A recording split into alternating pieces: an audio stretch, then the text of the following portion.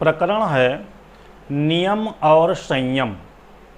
क्या नियम और संयम एक ही चीज़ हैं, या नियम और संयम अलग अलग हैं, या नियम का पूरक संयम है या संयम का पूरक नियम है?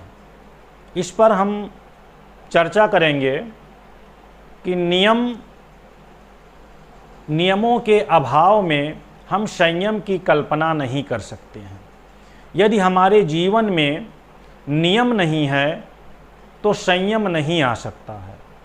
अर्थात संयमित हम तभी हो सकते हैं जब हमारे जीवन में नियमों को अपना करके हम नियमित हों। उदाहरण के द्वारा आप इसको ऐसे समझ सकते हैं कि जैसे निश्चित समय पर भोजन करना हमारा नियम है। अब निश्चित समय पर हमारा भोजन करना हमारा नियम है तो संयम क्या है? संयम भोजन को इतनी मात्रा में लेना जो हमारे पाचन के लिए पथ्य हो, हितकर हो। भोजन सुपाच्य हो, भोजन की मात्रा हितकर हो, ये संयम हो गया। तो निश्चित समय पर भोजन करना ये नियम हो गया, और भोजन सुपाच्य हो, भोजन की मात्रा उचित हो, ये भोजन के संबंध में संयम हो गया। यह नियम और संयम का अंतर है।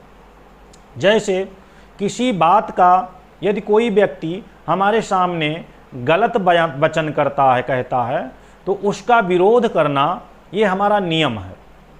अगर कोई गलत बात कहता है तो उसका विरोध करना हमारा नियम है, लेकिन इस ढंग से विरोध करना कि उसके और हमारे बीच में विवाद ना हो जाए, लड़ाई झगड़ा ना हो जाए, मारपीट ना हो जाए, यह संयम है। तो अब यदि कोई गलत बातें कहता है तो इसका विरोध करना हमारा क्या है? नियम है। लेकिन इस ढंग से विरोध करना कि अनावश्यक विवाद, मारपीट इत्यादि ना हो जाए, ये भाषा के संबंध में संयम है। इस प्रकार से नियम और संयम के अंतर को आप समझ सकते हैं कि संयम क्या है?